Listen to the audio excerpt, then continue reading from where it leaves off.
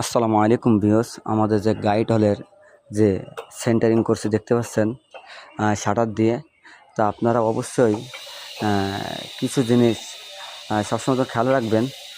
Guide হল যখন centering করবেন অবশ্যই দেখতে পাচ্ছেন আমাদের কিন্তু ঠেলারি কীভাবে দিছি, আমাদের যে ক্রস ঠেলা কীভাবে দিছি, আমাদের যে মাঝখানে ঠেলা কীভাবে দিছি, এইভাবে কিন্তু আপনারা অবশ্যই ঠেলা দিয়ে নেবেন।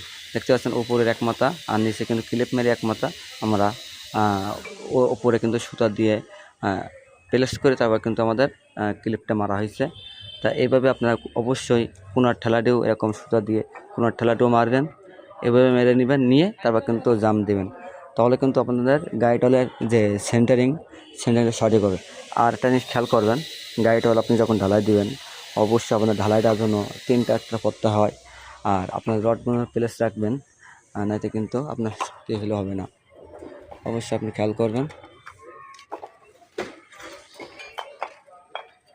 আপনি দেখতে পাচ্ছেন আমাদের কিন্তু ব্লক দিয়ে কিন্তু গাইড হলের যে রডটি, বটম রড, খাড়া রডটি কিন্তু প্লেস করা হয়েছে।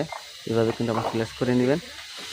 প্লেস করে কিন্তু আপনাদের গাইড হলটি অবশ্যই ঢালাই দেবেন। আর আপনি অবশ্যই আপনার গাইড হল ঢালাই দেওয়ার আগে সবসময় চেক করে নেবেন যে কোনো দিকে কোনো ঢালাই রস বাইরে বেরোয় কিনা।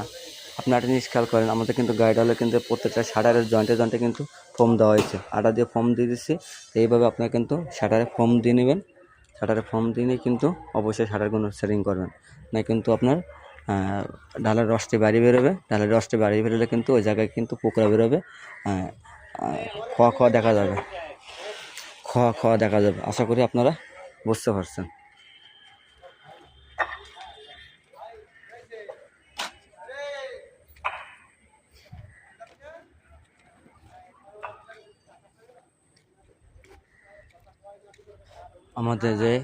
আমাদের কিন্তু দেখতে পাচ্ছেন আমাদের গ্যারেট ডিম ঢালাই দিচ্ছে।